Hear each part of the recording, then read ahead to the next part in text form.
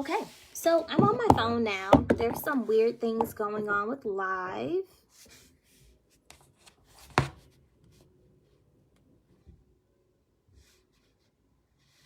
So it looks like now that's resolved. So let me go ahead and invite some friends, and then we can continue.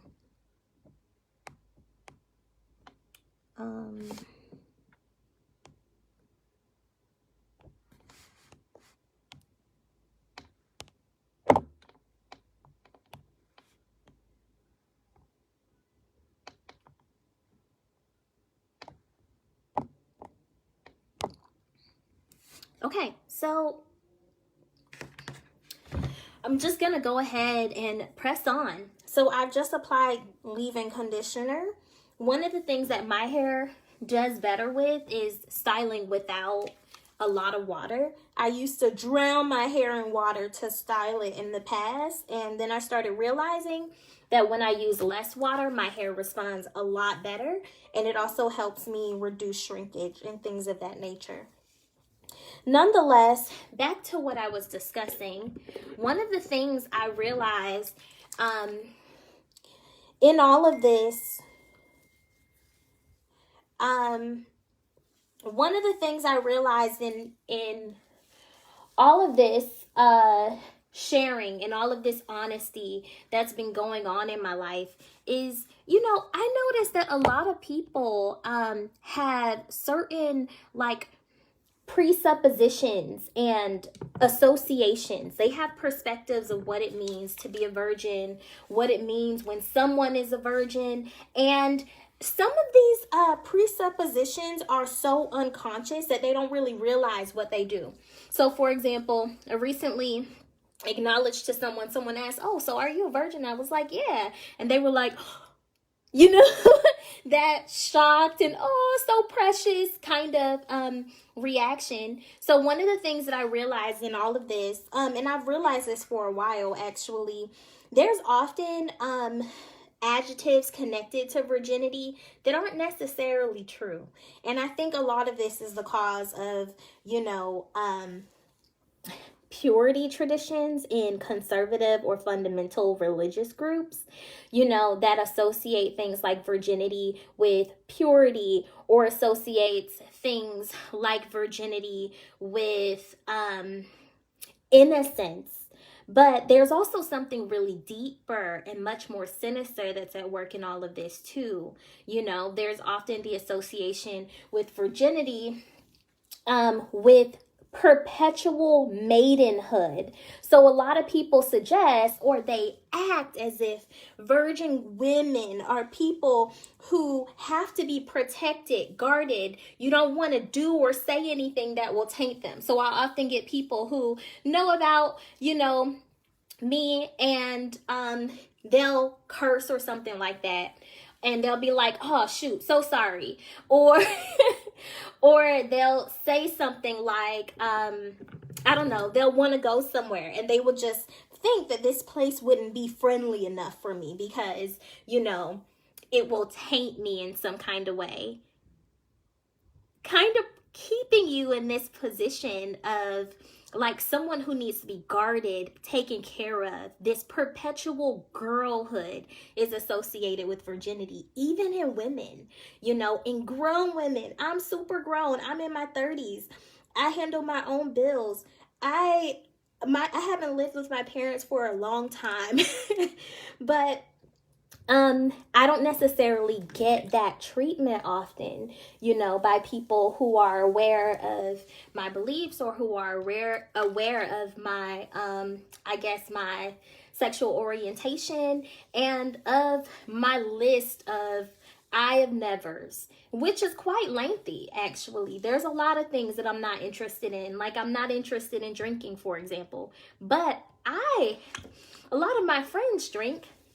And they are free to drink around me. There's no judgment here if you drink. You know, I don't care if you drink, you know, but there's a lot of, I don't know, thoughts that people typically have of people who identify as virgins.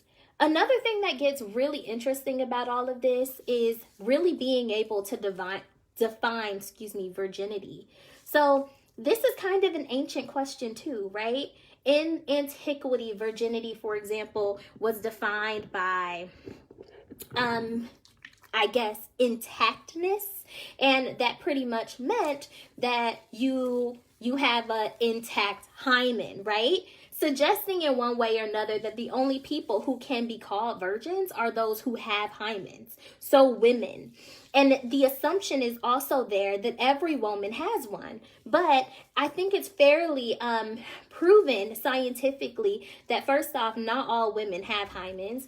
Second off, any and everything for those women who do have hymens is very easy to break this thin layer, outside of sexual activity. But in addition to all of that, there are just adult things that happen. Years of a period can cause a hymen to start to deteriorate and things of that nature. And so I think in one way or another, connecting virginity to something as, something as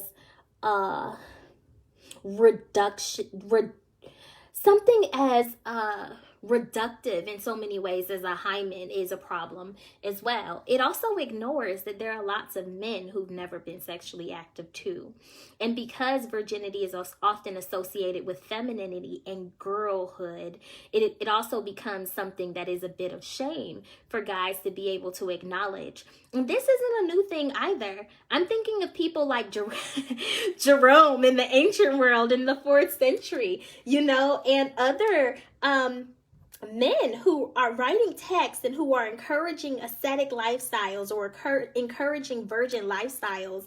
And what they are thinking, what they're doing when they're encouraging this is they will suggest that they too have not been sexually active, but they will refuse to call themselves virgins, right? Because that's a feminine title. There's something emasculating about that, right? And that's what the ancient world is thinking. And sadly, we haven't grown from that, because virginity is a feminized term, but not just a feminized term. It is the term that shows in so many ways a lack of maturity or stunted social evolution in so many ways, because the norms of the society expects, that to graduate into womanhood, you must be married and on your way to having children, which means that you must not be a virgin, right? A lot of people know this, or they think this. They can understand the association, but they don't understand just how deep the association goes. So one of the things that I do is I always play with language, and I do this with my Bible Institute to help people to understand why it is so very important for people to learn biblical languages. So one of the things that's true in Greek and in Hebrew is the same term that describes a maiden is the same term used for virgin. So in Isaiah, when you have that text that says, a child is born unto a virgin, it really says a child is born unto a maiden. And the association, that term, having dual meanings, meaning virgin and meaning maiden, they're associated for a reason, because in this culture, the idea is that if you are a virgin or if you are a maiden, it is because you are expected to be a virgin. The same thing is going on when it comes to words like husband and wife. So in the Hebrew, for example, in this text that people always quote, for the institution of marriage, Genesis 2, it says that when an ish that an ish will have to leave his father's house to find an isha, right? That term ish, meaning man, also means husband. And the term isha, meaning woman, also means wife. The idea is that a man is somebody's husband and a woman is somebody's wife. So we have all of these associations in language in itself, and the language is kind of cluing us into how the societal norms work. And sadly, Western society hasn't gotten far from antiquity. Let me say, Western modern society hasn't gone far from antiquity. We're still making these observations and these connections. And while we don't necessarily think, oh, well, some people do, but just because we don't naturally think that, oh, a 30-year-old virgin is a girl, right, is not a woman, though some people will, acknowledge that, the treatment is the same, right? 30-year-old virgins who are out and open about their virginity often get treated like girls, often get treated as if there's a need to protect and preserve them. They often get treated like they're less adults. They're still those 13-year-olds with the pigtails, right? The 13-year-olds that you have to protect and safeguard. And while a lot of my friends and family, when they do these things, or they say these things, or they allude to these things, it's totally out of love. A lot of them let me know that they respect my decision. They think it's cool. Some of them will even say, that they wish that they maintained this position, that they never lost their virginity and things of that nature. But so I know that the inclination to protect and to guard is one that is done out of love, but it's also deeply rooted in social practice. Deeply rooted in social practices. And because of that, it's so important for us to check our motives and to also allow ourselves to do things like release. I don't want you to experience the world the way I did, but you're an adult. Go out there and live little. Like, if you want, it's okay. That kind of thing. Another thing that is heavily associated with virginity. Oh my gosh. Virgins are held on a pedestal. We're viewed as being innocent and pure, and we're good idols to other young people because, you need other young people to maintain their virginity too. I can't tell you how many times it's just been constantly assumed that I will be a great youth leader, a great youth counselor, a great, person, babysitter for youth, because, I'm connected to virginity, and I'm connected to, what Christians view as more idealistic. I'm doing things that people think I ought to do. That can't be. These are all just based upon assumptions. I could be totally out there doing whatever I want to do. There are lots of virgins out there, by the way, you guys. They just don't say anything. And you would assume that they're not virgins because they club, they drink, they party, they even take part in certain intimate practices. They'll watch pornography and all of this stuff, and you would swear that they're with it. It reminds me of this article that I often give my students, to be honest. Took too much, you guys, sorry. I give my students this article on what it means, or it's an article on homosocial groups. And one of the things that Bird talks about in this article, and if you're interested, I'm happy to send it to you.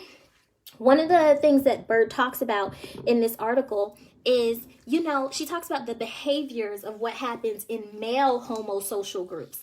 Now, homosociality is just means that people are socializing with people of the same sex, right? It's not to be confused with homosexuality, which has to do with sexual orientation, sexual attraction to the opposite or to the same sex.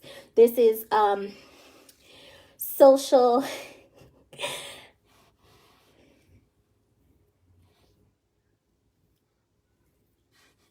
Thanks, cuz.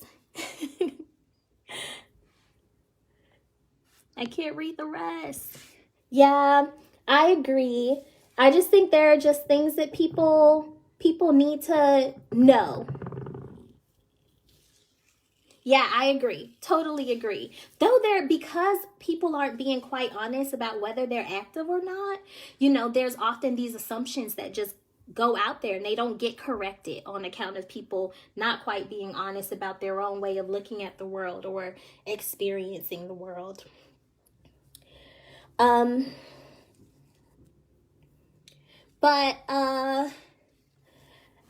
Yeah, so Bird's piece is really interesting because one of the things that she suggests is that when men are in the men's club, they're socializing with men, there are certain things that they do, like sexually objectify women, be competitive, right? So the macho-ness, and things of that nature. And she lists some other things, but they do manly things, even if these things are uncomfortable for them. But then when they are in heterosocial groups, so groups that are with where their socializing occurs in a mixed group of people, they're less inclined to be competitive, less inclined to, sexually objectify women, and less inclined to be aggressive, things of that nature.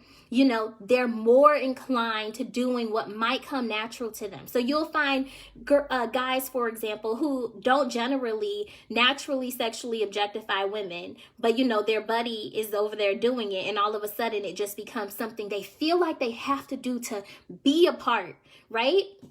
I think there's these same kind of associations in the world, because there's a certain image that we have to hold up, a certain ideal we have to meet in so many ways, or work to meet. There are certain states that kind of just get pushed out there on the fringes, and I think virginity just ends up kind of being one of those. It becomes a thing that is normal, but not normal enough. It's not the social norm. It's not a social norm. So it sits on the margins, and it becomes the thing that people think less on, or they actually just associate, or they give it bad associations that actually end up doing social harm. And this happens with a whole lot of other things too, including what can be viewed on the very opposite side of things, like people who are extremely, sexually active or whatnot, or who are very open with their sexuality, like things like people who are polyamorous, for example, or people who are pansexual, for example, also kind of sit on those margins, because society tells you in so many ways, for the most part, that this is how you're meant to do things. And if you don't do things in this way, okay, we'll tolerate it, right? And then all of these associations get tied to it. This reminds me of another thing, which is kind of unrelated in one way or another. Witchcraft became this huge thing that and these huge scares in the Western world in the 70s, in America, for example, where we get the Church of Satan rising as some kind of parodic religious institution in so many ways, not really believing in the Satan at all. And lots of false associations were made with these people, including that they're, tied to inappropriate sexual relations. They are, stealing babies and killing people and doing human sacrifices. And that stuff was not really, specifically tied to the Church of Satan. The same thing in the ancient world. We made these same associations. Everything on the margins, everything that's kind of like a maybe no, ends up being things or categories or fillers for you to kind of plot on whatever characteristic you want to tie to it. And what happens with virginity, it just often ends up being that people view virgins as being these idols, these people who sit on a pedestal, these people who are like the angels, which, by the way, isn't not said in early Christian literature. Jerome and various other Christian writers think of Christian virgins who are ascetics. There's a way to be a virgin, and it's just bigger than not getting married. It's bigger than not being sexually active. It's about how you live, what you think on, all of this stuff. But they think about this ideal virginity as being something that allows you to transcend the body and become like one of the angels. It becomes almost like a new form of Christian martyrdom, you know, to be able to parade yourself around as the Christian virgins who are better than the pagan virgins because they're only temporary virgins. But these Christian virgins are virgins forever, right? Like, so these associations they're not new, but they really suck, right? Everyone's human.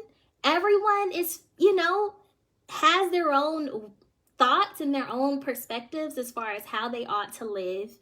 And being a virgin doesn't make you pure. It doesn't make you innocent. It doesn't make you a good role model for children.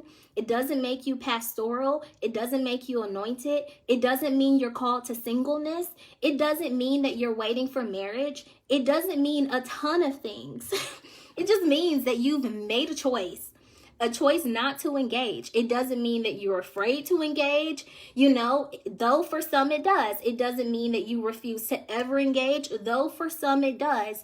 It doesn't mean that you haven't met the right person. It doesn't mean that you don't date or club or drink. It doesn't mean that you don't wear short skirts and short and body forming dresses. It means none of those things.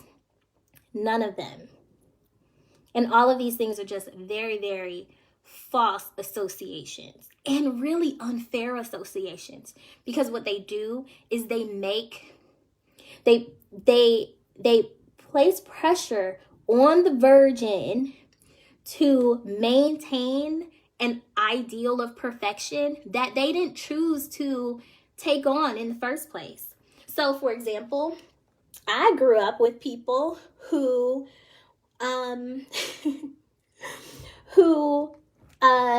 tried to maintain their sexual purity according to, purity tradition in conservative churches or religious traditions. And there was always this fear that because they've made a vow to maintain their sexual purity, that the moment they decided to renege on their vow, they're just going to get pregnant. They're going to be the example. Like, I can't. And so then that becomes the fear. That becomes the overall fear, the overall contention there. It's not, I can't or I won't because I don't want to, right? It has less to do with active volition and choice and active desire and everything to do. And it has even less to do with I'm doing this to preserve. Hi, Mom. It becomes even less, I'm doing this to preserve, I'm waiting for a husband, or I'm doing this so I can be stronger in my relationship with God so that I'm not distracted, right? It's because I don't want to mess up and the whole world sees me mess up, right?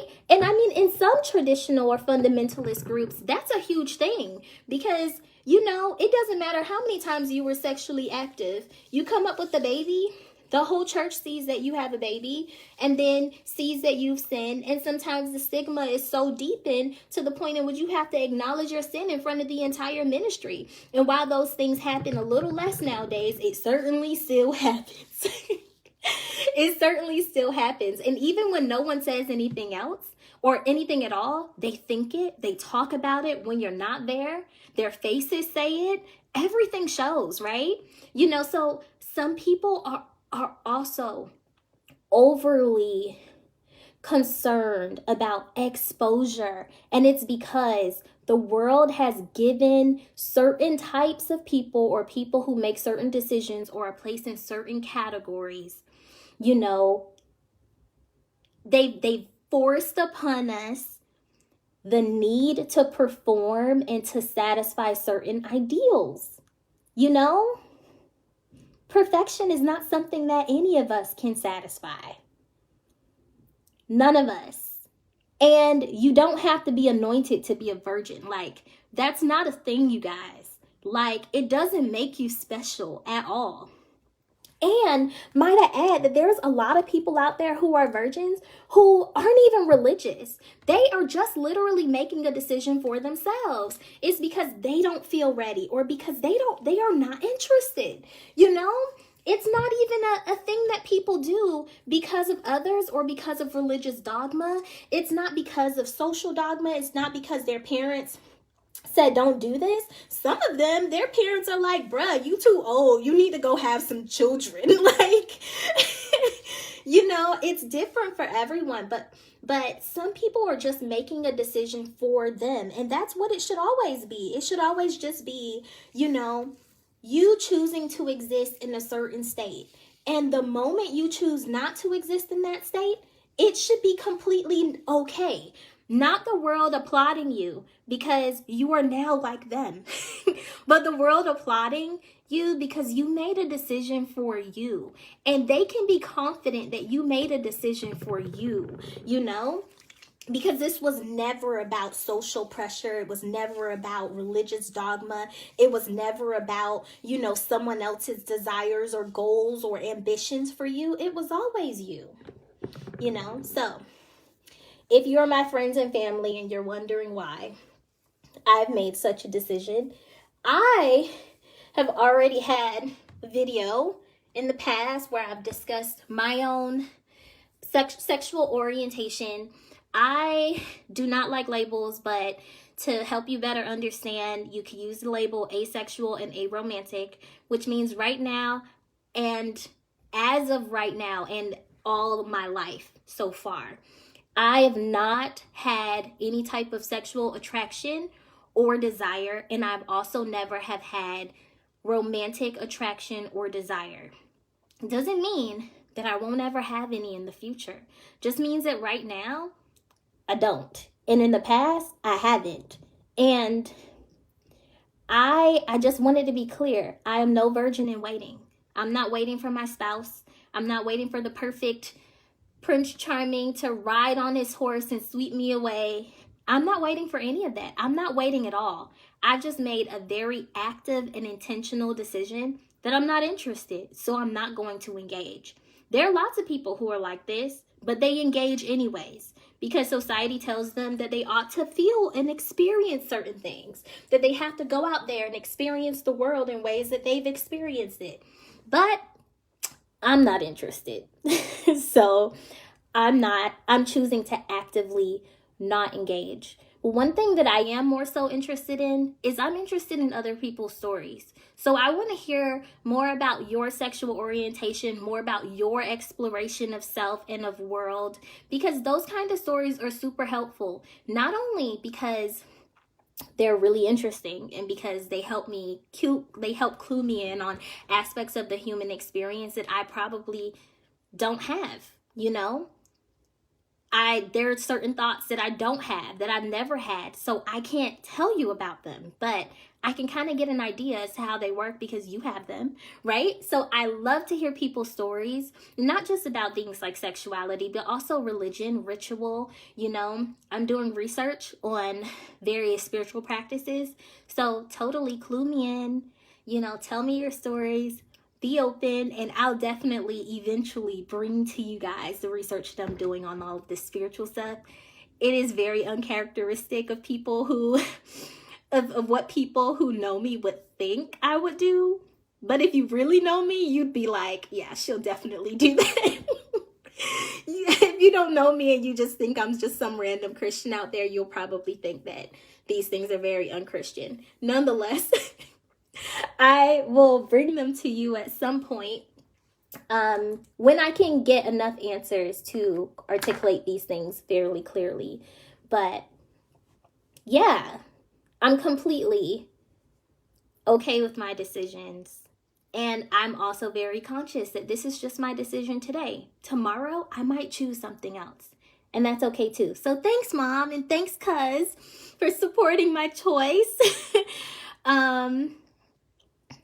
And yeah, I hope you guys continue to support my choices because, you know, I don't know what's going to happen tomorrow.